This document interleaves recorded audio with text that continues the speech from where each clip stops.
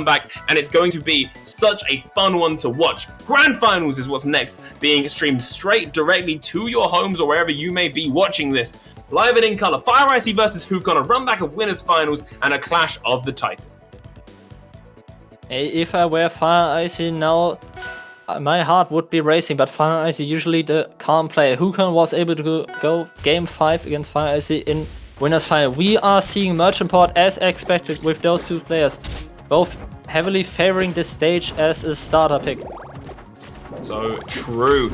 Obviously, Fireicey is on winner's side. If Hukon wins from the loser's side of bracket, then that means we'll be seeing a bracket reset, which is yet another set played between these two gods of the scene. Fireicey trying to push Hukon off the side, but Hukon instead refuses, gets his way back to stage and gets some damage himself. Fireicey though taking quite a commanding lead, over 50%, but that gets evened out by Hukon. These dash attacks, 3, one after another, finding back air, nair, gets another back air. Tries to keep Fireicey off the side of the stage, and it's working for now. Fireicey has not set foot on stage in a hot minute. Fireicey comes in with the down B, comes in with up B, almost trying to go for another one again. Hukon trying to deny the entry, but Fireicey finds his way in with the explosion of that down B. Fireicey having the angles there to not slide into the up strong, gets the up air sweet spot to close out Hukon's first stock, but he is at 100%, so Hukon is able to kill him quite quickly. One good down strong, one good up air can be stock even, but Hukon has to be careful. If he throws out any risky moves, Fireicey can punish it quite efficiently. Hukon already at 60%. And gets the second place down strong, usually a Setterburn classic. This time we see it on Setterburn. So true. Hukon tries to find his way in and gets it. A nice little jab combo, tries to get the bubbles out as well, but Fireicey just slightly misplaced from Hukon, unfortunately. Gets up tilt, pushed Hukon off the side of the stage. Hukon might have to burn a teleport here, and Fireicey knows it. Getting that up strong, knocking Hukon off the top, and sealing the deal, putting Hukon down to the last stock, carrying him off the side. Fireicey really wants to extend this even further. Little dash dance showing off that he's just ready to burst at any moment's notice. Goes in. There's a bit of shine, there's a bit of flames. He comes in, forward air. Tries to keep him off the side, goes for shine spike again, forward air, keeps Hukon out there. Hukon might have to burn a teleport. No, he makes it back A-OK anyway. Tries to knock Fireicey off the side of the stage, and this way Hukon can excel. But that jab sends the wrong way. Clearly not what Hukon wants. Fireicey pushes out. Oh my god. Is that a kill? No, not quite. No purple screen just yet. Fireicey comes in. There's a puddle, and there's the kill. That's the kill shot. The upstrong takes Hukon out of there and gives game 1 of Grand Finals to Fireicey. I just want to mention the movement of Fireicey in that left edge guard situation. It just felt like he was walking on butter. He was just sliding on top of the platform, dropping down, making sure that Hukon has to consider every option Fireicey has there. And we're going to game 2 on gates. Fireicey having a bit of trouble that his upstrong won't reach the top platforms, and Hukon's upstrong will.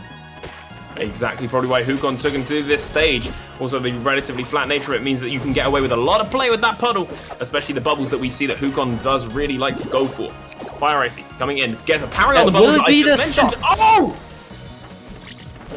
Good parry. The shine was not even needed because Hukon was still on fire, but Fireicey maybe not wanting to risk anything that the fire just runs out before the upstrong connect.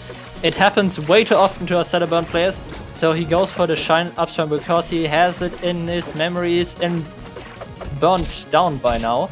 We are seeing some good up tilts, get parried though, edge guard situation, gets back with the fireball. Good parry. Makes it back with that teleport, but Fireicey's ready for it, bullying him out of it once he comes out. There's the parry, there's the down strong that we see Hukon use time and time again, but it doesn't kill this time. Good snipe off the side of the stage with the puddle setter, and there's the up strong that takes Fireicey off that top blast zone and puts Hukon not quite in the lead, but in a slightly more even situation. That down smash, almost though, putting Fireicey right back in charge in terms of stock count. Yeah, Fireicey just now showing that he has the eye down on the down strong. Will he be able to repeat it across this set though? Hukon has to make sure that he gets some percentages in, and he is doing a good job. Gets up strong though, so Fireicey with the stock lead once again. Hukon feeling the pressure probably by now. He has to close out Fireicey's stock, but he is a slippery one. You have to lock him down quite well. Does not get the waveland onto the platform, which could have potentially been a down tilt up air there. Oh, pushes in, dash tag down to dash tag, but the last one gets called out by Fireicey. The down air! And the down air!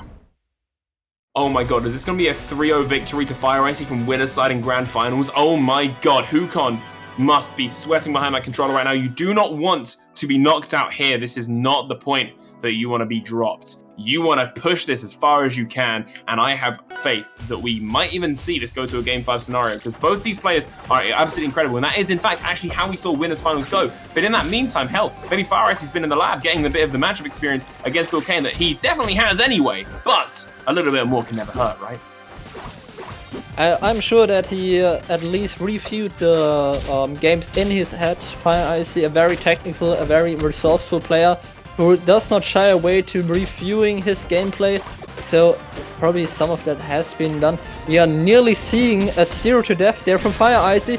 Hukon able to get 30% in before he dies, but the Gatlin will close his first stock. This is very close to being Hukon's last game already. We are not even 1 minute in and Hukon already lost his stock. But Fireicey at 90%, already nearing kill percent. One down tilt up air can be quite devastating. Won't kill just yet on those percentages though. I mean, one thing to keep in mind, Hukon has, oh, not quite killed yet. Attack. Yeah, Fireicey's living, but not that down strong. No, never mind, he is. Brilliant DRB saving his life, and those bubbles coming out to try and control the space, and there's the down strong that gives Hukon stock. What I was going to say is you got to remember that Hukon's just come from playing against Eliana, such a setup character, such one where you're going to be using bait and punish, whereas Fireicey is going to be constantly using that superior frame rate, constantly holding forward. Hukon has to play a very different game as the last game, and maybe they're just not in the headspace for it just yet. But Fireicey holding that in, getting the shine, keeping track of where the puddle is. Hukon though coming in, dash tag.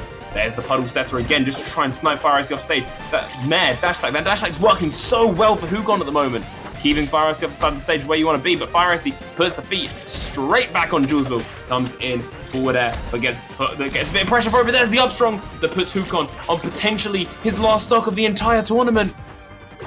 Will we see Fireicey closing out Grand Finals 3-0? He does have the lead.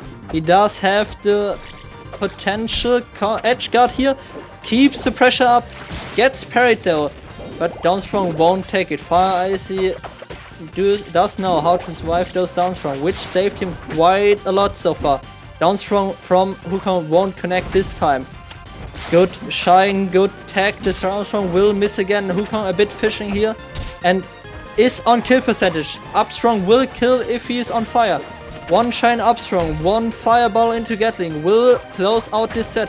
Hukon definitely having strong, and the up air will take the tournament. Fireicey is our EU Season 6 RCS Melody champion. That is it. Game, set, match, and tournament going to Fireicey and his Zetterbird. Everyone else in top 8 went absolutely miles and put on such an amazing show, but unfortunately